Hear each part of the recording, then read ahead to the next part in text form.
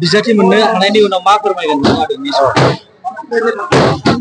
गिबियावनो आङो सानदों जोंनिनो मानगोनां डक्टर हेमन्त सरकारखौ आरो जोंनिनो रायजो स्टेट प्रेसिडेन्ट दिल्ली सरकारखौ आरो जोंनिनो गासैबो कार्जकर्ताफोरखौ आङो धन्यबाद होनो मानो होनना बुङोब्ला बिथांमोना बिराद खस्थ'नि गेजेरजों सानसे दिनखौ बारहोदोंमोन।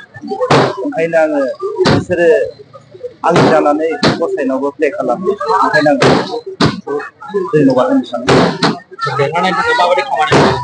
देरहानायनि थाखाय जोङो जेब्लाबो अपोजिसनखौ जों गोरलै लानो नाङा आरो जोंहा सेन्टारा मोनसे खोथा होनदों जों रावजोंबो सुथ्रु जानानै जों खामानि मावनो ओंखाराखै। भारतीय जनता पार्टीया जेब्लाबो सुखनि थाखाय आगबारिनो ओंखारदों आरो भारतीय जनता पार्टीया मालाबाबो सुथ्रु होननानै रावखौबो लाया। बेसेबांसो भट मोनो बेखौ टाइमनि गेजेराव होनगोन।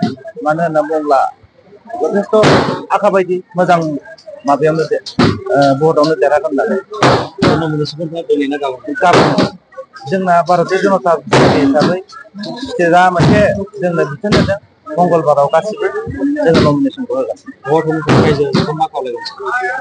रायजो राजाफ्रा सान्थि आरो उन्नतिनि थाखाय आरो सैथोनि लामाजों जेनाखि जोङो आगान सुरनो नागिरदों बेवहाय साफ्रोमबो रायजो राजाफ्रा निस्सय मोनसे डिसिसन लागोन आरो भारतीय जनता पार्टीखौ उन्नयननि खेत्रआव आरो मोजां सान्थिनि खेत्रआव आरो मोनसे सैथो लामाजों आगान सुरनायनि थाखाय भट होगोन होननानै आं आसा खालामो।